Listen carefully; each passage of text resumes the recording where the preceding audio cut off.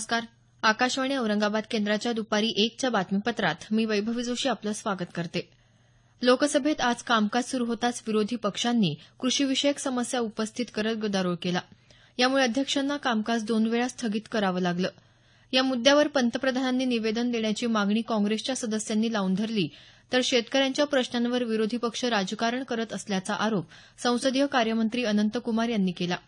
विरोधकांचा गदारोळ आणि घोषणाबाजी वाढतच गेल्यानं कामकाज दिवसभरासाठी तहकूब झालं. राज्यसभेतही शेतकऱ्यांच्या विविध मुद्द्यांवर चर्चा करण्यात आली. राष्ट्रपती पदासाठी 17 तारखेला झालेल्या मतदानाची मतमोजणी सुरू झाली आहे. संध्याकाळपर्यंत निकाल हाती येण्याची शक्यता आहे. राष्ट्रीय लोकशाही आघाडीचे उमेदवार रामनाथ कोविंद आणि विरोधी पक्ष आघाडीच्या उमेदवार मीरा कुमार यांच्यात ही निवडणूक होत आहे. जम्मू काश्मीरमधल्या दोडा जिल्ह्यात थाथरी इथं झालेल्या ढगफुटीत 6 जणांचा मृत्यू झाला तर 11 जण जखमी आहेत. चिखलात अडकलेल्या 5 जणांची सुटका केल्याची माहिती पोलिसांनी दिली आहे. अजूनही ही मोहीम सुरू असून आज 2 जणांचे मृतदेह सापडले. या ढगफुटीनंतर आलेल्या पुरामुळे काही घरांचं नुकसानही झालं आहे. केंद्रीय मंत्रिमंडळानं सार्वजनिक क्षेत्रातल्या कंपन्यांच्या कर्मचाऱ्यांच्या पगारात 15% वाढ करण्यास मंजुरी दिली आहे. केंद्रीय सार्वजनिक उपक्रमातल्या कर्मचाऱ्यांसाठी 3ऱ्या वेतन आयोगाच्या शिफारशी लागू करण्यासही मंजुरी देण्यात आली आहे.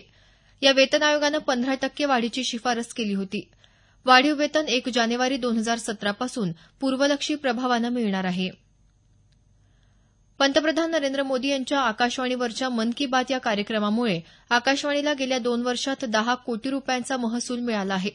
केंद्रीय सूचना आणि प्रसारण राज्यमंत्री राज्यवर्धन सिंग राठोड यांनी राज्यसभेत ही माहिती दिली.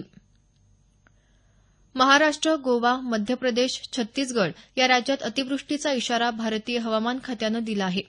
राज्यात सुरू असलेल्या समाधानकारक पावसामुळे अनेक नद्यांची पाणी पातळी वाढली असून धरणाच्या पाणीसाठ्यात वाढ झाली आहे. असंघटित कामगारांच्या संरक्षणासाठी राज्यात लवकरच महाराष्ट्र राज्य सामाजिक सुरक्षा मंडळ स्थापन केलं जाणार असून या मंडळामध्ये वृत्तपत्र कामगारांचाही समावेश होणार असल्याचं कामगार मंत्री संभाजी पाटील निलंगेकर यांनी सांगितलं.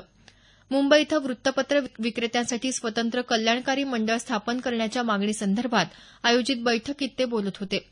या मंडळाच्या माध्यमातून राज्यातल्या 3,65,00,000 असंघटित कामगारांना सामाजिक सुरक्षा आणि कल्याणकारी योजनांचा लाभ दिला जाणार आहे.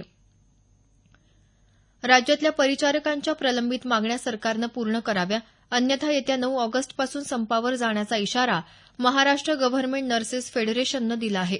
सोलापूर इथं झालेल्या फेडरेशनच्या 18व्या परिषदेत सार्वजनिक आरोग्य मंत्र्यांसोबत प्रलंबित मागण्यांवर चर्चा करण्यात आली होती. यावेळी या मागण्यांवर तोडगा काढण्याचं आश्वासनही देण्यात आलं होतं. मात्र अद्याप या आश्वासनाची पूर्तता न झाल्यानं बेमुदत संपावर जाण्याचा इशारा संघटनेच्या अध्यक्षा अनुराधा आठवले यांनी दिला आहे. नांदेड जिल्ह्यातल्या शेतकऱ्यांसाठी बँकांनी सकारात्मक राहून कर्जदार, बिगर खातेदार शेतकऱ्यांची पीक विमा नोंदणी, पीक कर्ज वाटप तातडीनं करावं असे निर्देश जिल्हाधिकारी अरुण डोंगरे यांनी दिले आहेत. चालू खरीप हंगामातली प्रधानमंत्री कृषी पीक विमा योजनेच्या जिल्हास्तरीय समन्वय समितीच्या बैठकीत ते बोलत होते.